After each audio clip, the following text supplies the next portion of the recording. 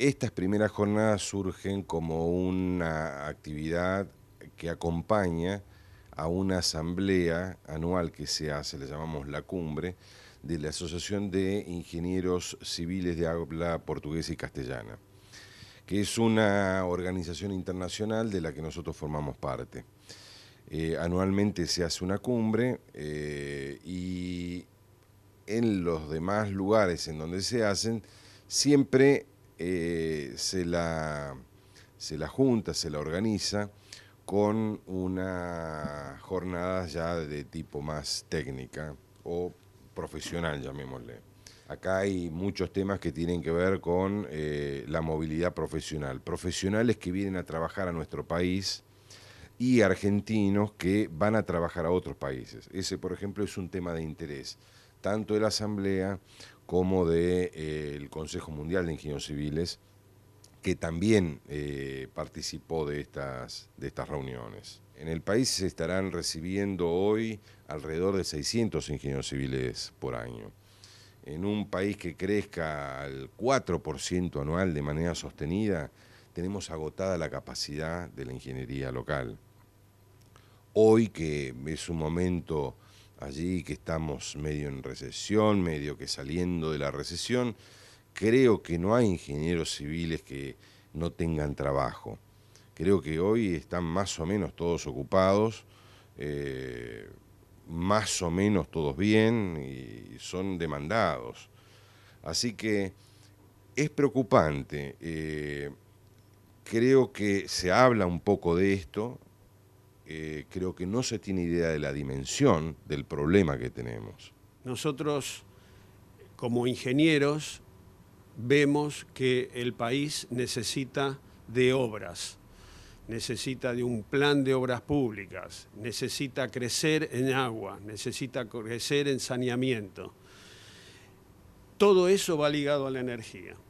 Si usted llega a su casa y no puede afeitarse, o no puede lavarse las caras, o no puede lavarse las manos, es porque le falta energía, porque el agua va a funcionar y va a llegar a su casa porque necesita de energía eléctrica.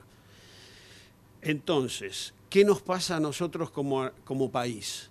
Nos pasa que no hemos crecido en el rubro energético. ¿Por qué no hemos crecido en el rubro energético? Son políticas, y no quiero entrar en ese detalle, pero son políticas aplicadas.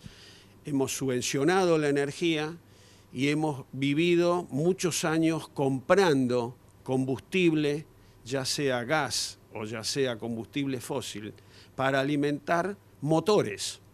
Esos motores son generadores que producen lo que nosotros tenemos hoy como energía eléctrica. Tenemos que estar hablando hoy de temas de sustentabilidad y de adaptación a lo que hemos hecho con el planeta y de cómo vamos a mitigar y a adaptarnos a los cambios que le hemos provocado. Entonces, si no empezamos, pues ¿cuándo? Y como decía, esto es una cuestión personal, es una cuestión que como ingenieros tenemos la obligación ética y moral de trabajar en ese aspecto. La ingeniería desde su surgimiento tiene una base social, que a veces es reconocida, otras veces no. Pero precisamente ese desempeño del ingeniero enmarcado en un concepto muy grande que es responsabilidad social, se encuentra muy marcado dentro de la sociedad. La ingeniería no es una práctica inerte, va precisamente transitando conjuntamente con el desarrollo de las sociedades. Y entonces el profesional ingeniero tiene un compromiso muy importante precisamente con esa sociedad porque se relaciona con aspectos tan importantes como calidad de vida. Calidad de vida se relaciona con desarrollo tecnológico también, porque no podemos obviarlo, y también con algo muy importante que en estos momentos es la sostenibilidad. Hoy en día todas las actividades de ingeniería tienen que basar en un esquema de sustentabilidad tanto do ponto de vista económico, social y ambientales. Es fundamental que los ingenieros, principalmente los ingenieros civiles, tengan esa perspectiva de que toda la intervención tiene que ser muy rigurosa. Yo voy a hablar de agua, un tema muy importante para un país sahariano, un país africano que no tiene agua. Nosotros somos un archipiélago que tem 10 ilhas, no meio do Oceano Atlântico, pero que nós não temos água. E temos um grande problema. E é um desafio muito grande para a Engenharia Nacional Cabo-Verdiana encontrar água de qualidade e distribuir à população. Por isso que é um projeto muito interessante agora, há uma reforma desse setor, tanto do ponto de vista institucional, legislativos, produção de regulamento, de leis, e também do ponto de vista de financiamento. Por isso que eu vou empreender essa experiência aqui nesse espaço, nesse conselho, para compartilhar com os colegas, fazer o intercâmbio de uma ideia que nós outros trabalhamos em Cabo Verde. Lo que pretende es que vayamos facilitando el trabajo de los ingenieros civiles de cualquier país en otros países. O sea, que las trabas burocráticas y administrativas, una vez confirmado que, claro, se tiene la capacidad suficiente como para ser ingeniero civil del nivel adecuado, o sea, no se trata de homologar ingenieros civiles con una carrera de 5 o 6 años con personas que hayan estudiado, digamos, un cursito de unos días. Entonces, una vez establecido una homogenización o bien una igualdad de nivel entre los estudios que se han cursado y con las experiencias que se han adquirido en cada caso, lo que se trata es de que haya mayor agilidad en ese compartir conocimiento entre unos países y otros.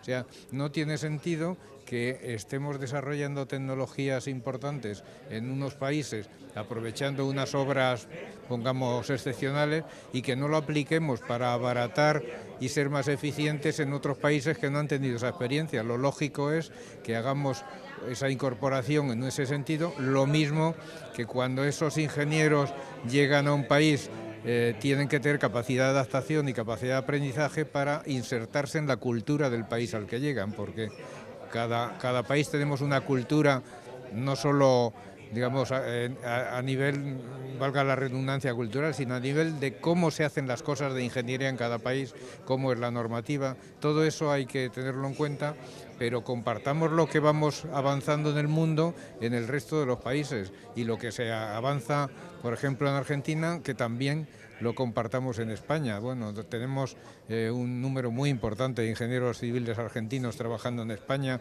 incorporados completamente y trabajando excepcionalmente bien, no hay ningún problema. Lo que queremos es que haya más elasticidad y más agilidad en el trabajo de los ingenieros civiles en el mundo.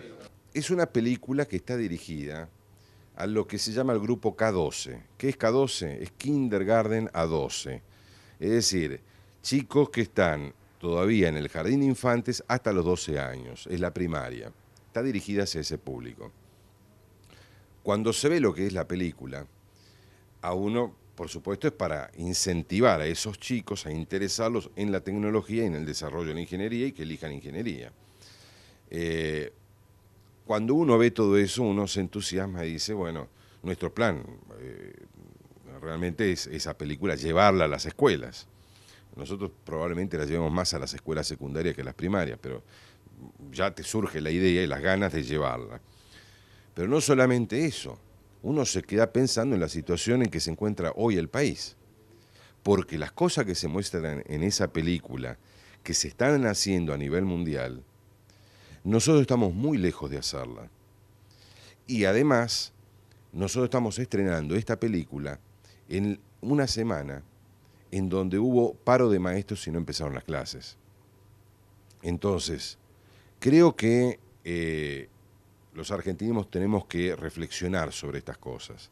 Esta película es motivacional para los chicos, pero nos tiene que motivar a los grandes, porque lo que se está mostrando allí es que las cosas pasan por otro lado. Estamos equivocados en el camino y eso se lo ve. La película se llama Dream Big, Soñá en Grande. Estamos hablando de eso, ¿no? De soñar en grande, de que los chicos sueñen en grande, que los ingenieros soñemos en grande, que no le tengamos miedo a esas ideas que a veces nos parecen alocadas, que tomemos desafíos. Eso es un poco la película, ¿no? Animémonos a los grandes desafíos, soñar en grande. Básicamente el primer objetivo tiene que ver con la posibilidad de conocer el movimiento sindical europeo y del Mercosur, los avances que hay en la negociación de un acuerdo de libre comercio, aunque no lo llamen así, un acuerdo de libre comercio entre ambos bloques. De ese acuerdo depende muchísimo nuestro futuro. La expectativa es grande porque nosotros vamos a ver lo que pasa con los sindicatos europeos que tienen una participación efectiva en este proceso para mirar lo que pasa. Y después en la secuencia con los negociadores también para hacer un par de preguntas a ellos sobre lo que están discutiendo.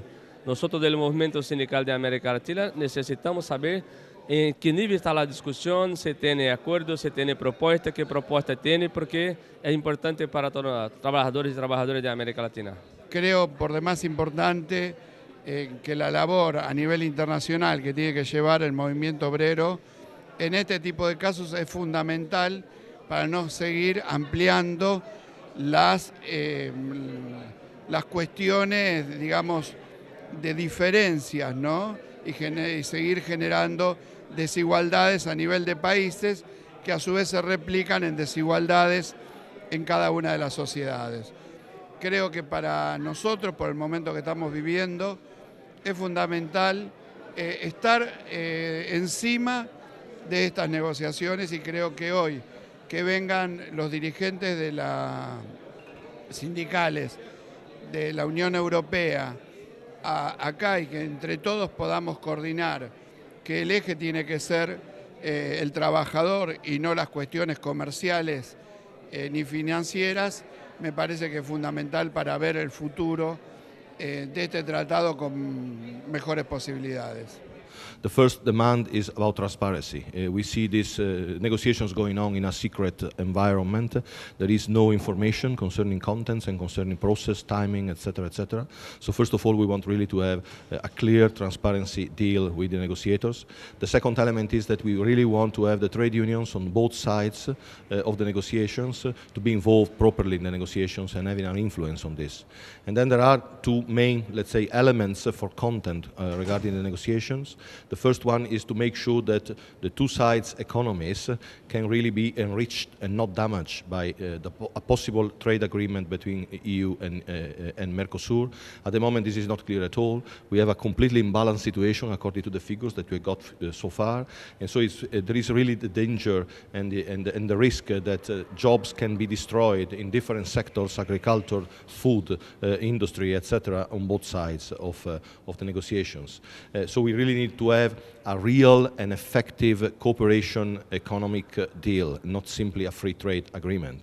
And the second element is that we want to make absolutely sure that the social dimension and workers' rights will be preserved at the end of the negotiations. So the social and labor chapter in the deal will be for us really important. These 4 points are exactly the points we are discussing in the meeting. We will discuss in the meeting in the oncoming days, and the points that we would like to discuss also with the negotiators. En general hemos tenido una posición muy crítica respecto, tanto desde el ALCA para acá, creo que han encontrado o han ido mutando de forma, ni tanto, más bien de nombre, tan así como es el TISA, como han sido otros formatos de tratado de libre comercio.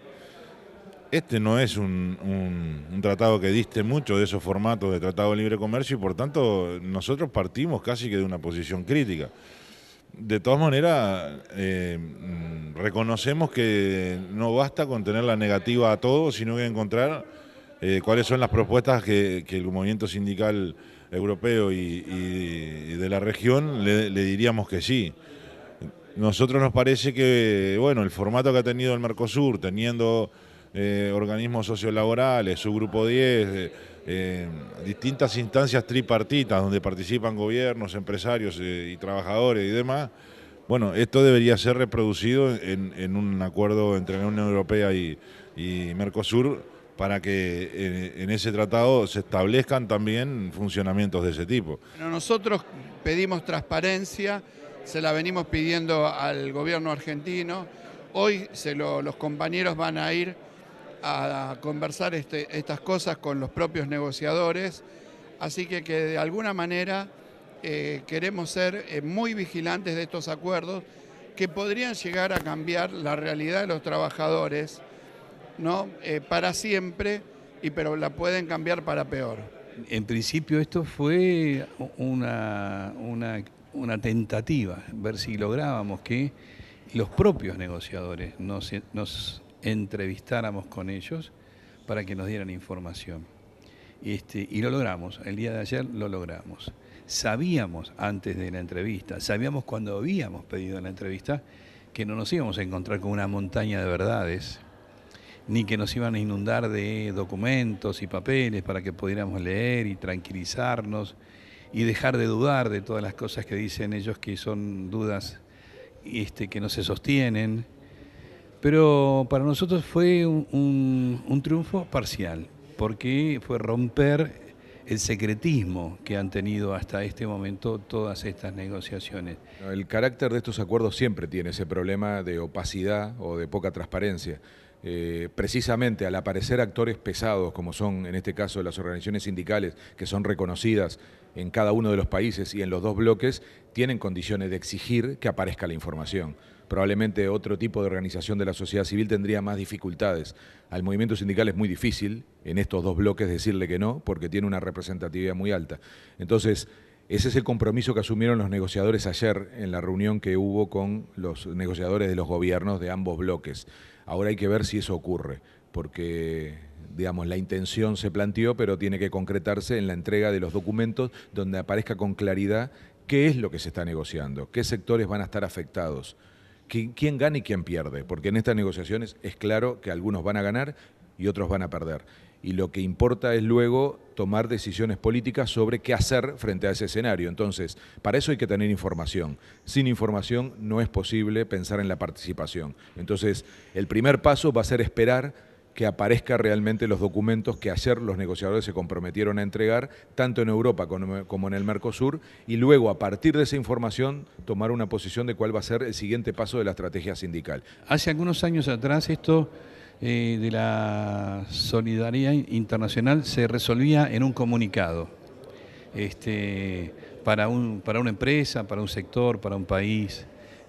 Hoy ya tiene otro formato, donde el comunicado sigue existiendo, pero también existen acciones concretas de presencia, de acompañamiento.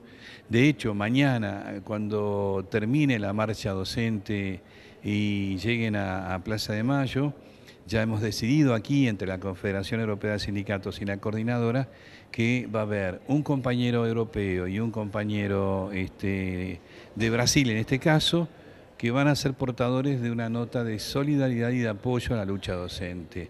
Digo, esto hace a lo que es la solidaridad internacional hoy. The cooperation is essential, first of all, to exchange information, because sometimes it happens that on one side there are more information leaked out than on the other side.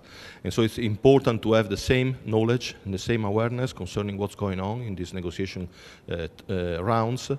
And second, we have to make sure that we can cooperate to set up a common strategy and then to act together. These three elements, knowledge, strategy, and action, are the fundamental elements for an effective cooperation, to make sure that these deals are not going to damage workers' interests, but on the contrary, to improve the economy on both sides, and so to create more jobs and to make sure that the social dimension is respected.